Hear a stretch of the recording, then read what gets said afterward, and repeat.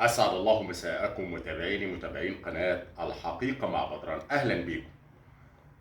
احنا طبعا في ظل ظروف سيئة جدا وظروف ملتهبة داخليا وخارجيا، والأمر لا يتطلب ان احنا نزيد الوضع سوءا او اشتعالا، ولا يتطلب ان يزايد احد على مصر او عن مصر. كلنا مصريين وكلنا عرب وكلنا اخوة. الكلام ده رد على الممثل المصري محمد رمضان.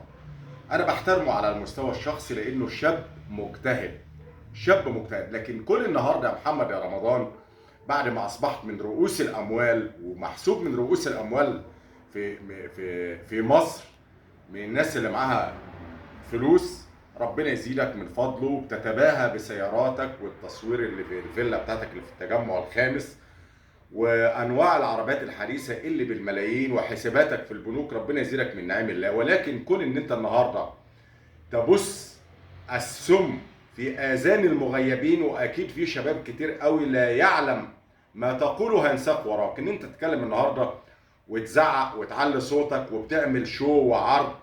احنا مش بنمثل فيلم هنا ولا لقطتين على سطوح بيوت السيده عائشه في المناطق القديمه، ولا بنعملها في المناوات وبالنمرس في الجيزه، ولا بناخد لقطتين على كورنيش النيل. ده انت بتتكلم يا محمد يا رمضان عن حرب. ايه اللي انت تعلمه عن الحرب؟ لا تعلم شيء. مع احترامي لحضرتك، انت كنت مجند في الصاعقه وده كان بناء على طلبك، كنت بتنزل جمعه وسبت اجازه عشان التصوير والتمثيل. ما حصلش ايامك اي عمليات عسكريه. ومع احترامي، القوات المسلحه كلها على دماغي، الصاعقه المصريه قوات خاصه خفيفه الحركه تعمل حاجه اسمها كمين واغاره. هو ده شغل الصاعقه، وتسليح الصاعقه كله تسليح خفيف. ده اخر اقصى تسليح للصاعقه معروف، البندقيه الاليه والار بي جي والرشاش الخفيف. هو ده تسليح الصاعقه اللي انت شفته.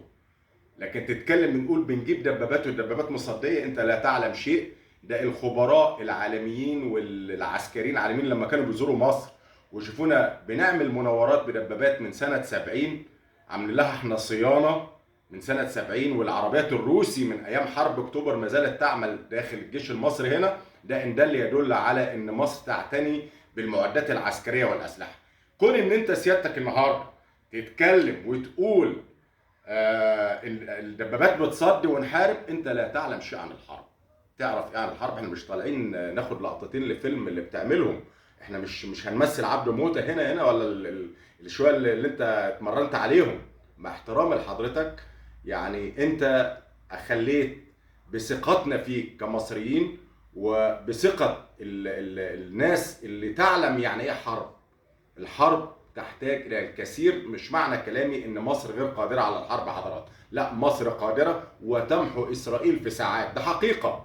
ولكن الموضوع بيحتاج تخطيط وتدريب وعمليات واحتياطي وتموين ومد الخطوط الخلفيه والخطوط الاماميه وخط اول وخط تاني. الموضوع اكبر من ان انت تتكلم تقول لك احنا بنجيب الدبابات وبتصد. انت بتتكلم في ايه؟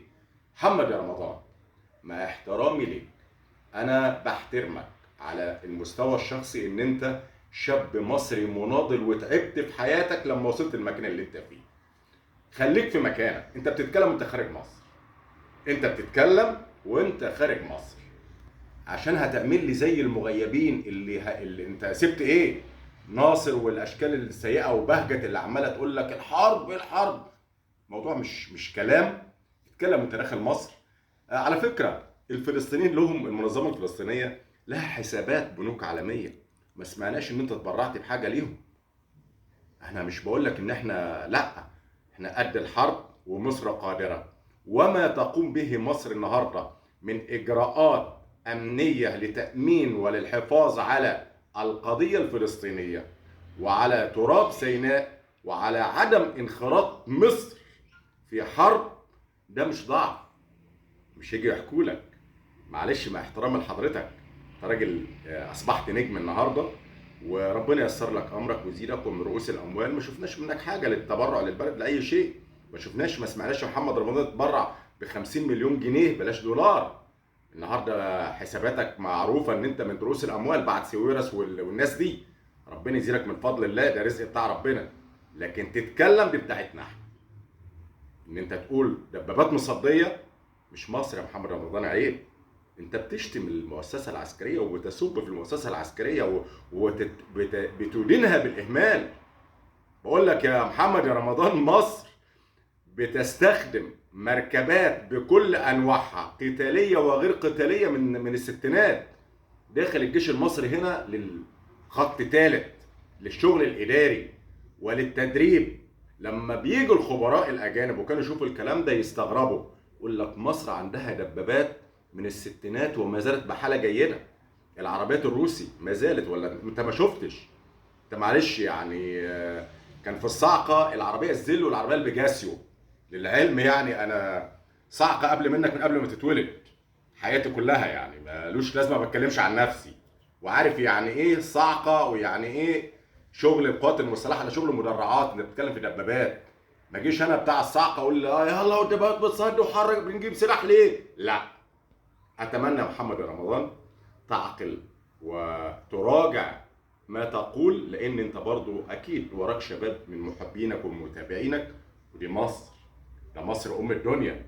وليس كل ما يحدث خلف الكواليس يعلمه الاخرين ويعلمه الاعلام ويعلمه عامه الشعب. دي مصر، ودي المنظمه العسكريه، ودي المؤسسه العسكريه. فمحمد رمضان، اعتذر على اللي انت قلته وامسح الفيديوهات بتاعتك، لان انت فقدت ثقة محبينك من الشعب المصري. مصر أمة وقوة عظمى، ولا ننساق خلف الإشاعات المغرضة والألسنة والمأجورين. انت النهارده بتنفخ في النار. محمد يا رمضان، انت غلطت، فأرجو منك كل الاحترام والتقدير ليك، امسح الفيديو بتاعك ده، لأن ناس كتير زعلانة منك. تحياتي وتحيا مصر.